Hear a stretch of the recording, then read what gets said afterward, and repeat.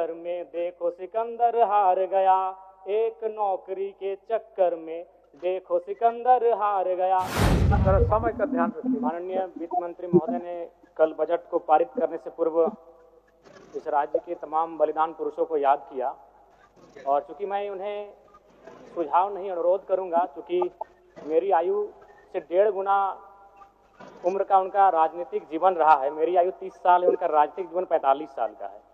महोदय निर्मल महतो, अगर देश में भगत सिंह का नाम आता है तो झारखंड में निर्मल महतो का नाम आता है। बजट में उनको आभार जताना छूट गया। मैं आपसे अनुरोध करूंगा, जब अगला बजट पारित हो तो निर्मल महतो का सम्मान, उनके बलिदान का सम्मान रखा जाए। धन्यवाद अध्यक्ष महोदय। माननीय वित्त मंत्री जी के द्वारा प्रस्तुत बजट पर अपने विचार रखने आया हूं। वित्तीय वर्ष 2025-26 के लिए 1,45,000 करोड़ रुपए का बजट आया है। आंकड़े सुनने में बहुत अच्छे और बेहतरीन है, लेकिन जब इस पर कार्य धरातल होगा महोदय तो बहुत बड़ी उपलब्धि होगी। निसंदेह इस राज्य सरकार की महत्वाकांक्षी योजना रही मैया सम्मान, उस पर लगभग बजट का 9.5% प्रावधान दिया गया। लेकिन मेरा मानना है अभी भी 2 महीनों से मैया सम्मान योजना की राशि निर्गत नहीं हो पाई है। तो कहीं ना कहीं इच्छा शक्ति का अभाव, बजट कितना भी विशाल बेहतरीन क्यों ना हो, अगर कार्य करने की इच्छा शक्ति ना हो तो उस बजट का सदुपयोग नहीं कर पाते महोदय। इस बार कृषि में 4,587 करोड़ का प्रावधान है, जो कि सराहनीय है। लेकिन चूंकि मैं एक युवा हूं और युवा होने के नाते इस बजट से युवाओं के लिए कोई विशेष प्रावधान नहीं दिख रहा अध्यक्ष महोदय। मृणाल जी की एक कविता मुझे याद आई है कि कॉलेज के दिन याद करूं तो लगता था कि थे सुल्तान, चौक चौराहे राजपाट थे और दरबार था चाय दुकान। हल कश्मीर का मुद्दा करते, मुंह में दबा लेते जब पान। मन में लोहा तनिस्पाती, चलते थे हम सीना तान। धीरे धीरे गल गया लोहा, धीरे धीरे गल गया लोहा, तेवर का तलवार गया। एक नौकरी, हाँ एक नौकरी के चक्कर में देखो सिकंदर हार गया। एक नौकरी के चक्कर में देखो सिकंदर हार गया। जी हाँ अध्यक्ष महोदय, इस बजट से इस राज्य के युवा, सिकंदर रूपी युवा, जिन्होंने एक 10 बाय 10 के कमरे के ताप में रहकर 10 साल का जीवन बिताया है परीक्षा की तैयारी में, आज इस बजट से वे हार गए अध्यक्ष महोदय। नई इस बजट में युवाओं के रोजगार संबंधित विशेष कोई प्रावधान नहीं अध्यक्ष महोदय। पहली बार माननीय हेमंत सोरेन जी की सरकार ने 2020-21 में बेरोजगार युवाओं को, स्नातक को 5,000 रुपए प्रति माह और स्नातक उत्तर को 7,000 रुपए प्रति माह देने की बात कही थी। फिर कालांतर में मुख्यमंत्री प्रोत्साहन योजना, मुख्यमंत्री युवा प्रोत्साहन योजना, मुख्यमंत्री प्रतिभा प्रोत्साहन योजना नामक बहुत सारी योजनाएं पुस्तिका में छपी। हम लोगों ने सुना, पढ़ा, लेकिन 1 रुपए खर्च युवाओं पर नहीं किया गया उनके प्रोत्साहन राशि को लेकर अध्यक्ष महोदय। इसलिए इस बजट से निसंदेह माता लोगों की जीत हुई है, मैया सम्मान की जीत हुई है, लेकिन इस बजट से इस राज्य के युवा हार गए अध्यक्ष महोदय। एक सटीक नियोजन नीति नहीं होने के कारण, एक सशक्त नियोजन नीति नहीं होने के कारण कहीं ना कहीं आज इस राज्य के युवा इस बजट से हारा हुआ महसूस कर रहे अध्यक्ष महोदय। तो मैं युवाओं को रोजगार कैसे मिले? जिस राज्य में 40% खनिज संपदा, उस राज्य के युवा अगर हताशा, निराशा के दौर से गुजर रहे अध्यक्ष महोदय, तो कहीं ना कहीं इस बजट पर युवाओं के दृष्टिकोण से एक सवाल और प्रश्न चिन्ह खड़ा होता है अध्यक्ष महोदय। अध्यक्ष महोदय, राज्य में अनुसूचित जाति परामर्शदात्री आयोग का गठन सराहनीय है। इसकी मैं सराहना करता हूं और वित्त मंत्री जी को साधुवाद देता हूं। महोदय, अंत में मैं इस सिस्टम पे आता हूं।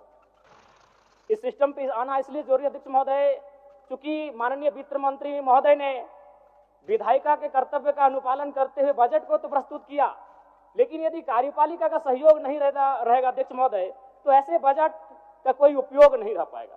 आंकड़े कहते हैं 2023-24 का आंकड़ा अध्यक्ष महोदय, बजट का कुल योग था 1,41,498 करोड़, लेकिन हम लोग खर्च कर पाए थे 1,07,920 करोड़, यानी लगभग 33,000 करोड़ की राशि खर्च ही नहीं हो पाई थी अध्यक्ष महोदय।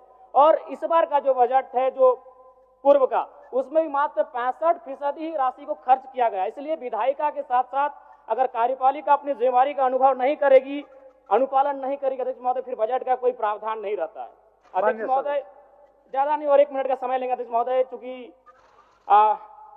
इस बजट में किसानों को लेकर mini tractor, power tiller, pump set, ripper आदि वितरण करने की बात कही गई है। अध्यक्ष महोदय, मैं चाहूंगा किसानों को आपको उपकरण देने की आवश्यकता नहीं है। किसानों को अगर हम जल दे पाते हैं, अगर पानी की सुविधा दे पाते हैं, तो हमें लगता है किसान सशक्त हो जाएंगे। अध्यक्ष महोदय, मैं ये कहना चाहता हूं, जो भी डैम बने हैं, चाहे वो चांडिल का डैम हो, कोणार्क का डैम हो, मैथन डैम हो, पंचायत डैम हो या टेनू घाट का डैम हो, वो पानी केवल उद्योगपति के कारखानों में जाने के लिए नहीं बना। अध्यक्ष महोदय, तो क्यों ना सरकार एक प्रयोग करे, जैसे कोणार्क डैम विष्णुगढ़ ब्लॉक आता है, तो विष्णुगढ़ ब्लॉक के 5 गांवों का उदाहरण प्रस्तुत कीजिए, वहां सिंचाई की व्यवस्था करिए और कम से कम कृषक को उन्नत बनाने का प्रयास किया जाए। अध्यक्ष महोदय, मैं इस बजट में सुझाव का अपील करता हूं।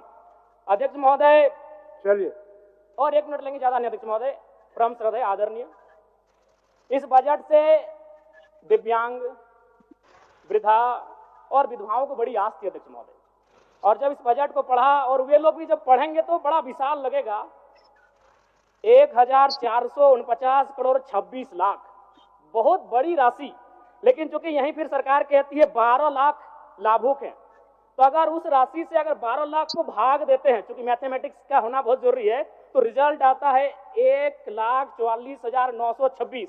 उसको फिर अगर 12 से भाग देते हैं अध्यक्ष महोदय, तो रिजल्ट आता है 1006, यानी महीना में आप कितना दे रहे हैं, वही 1006।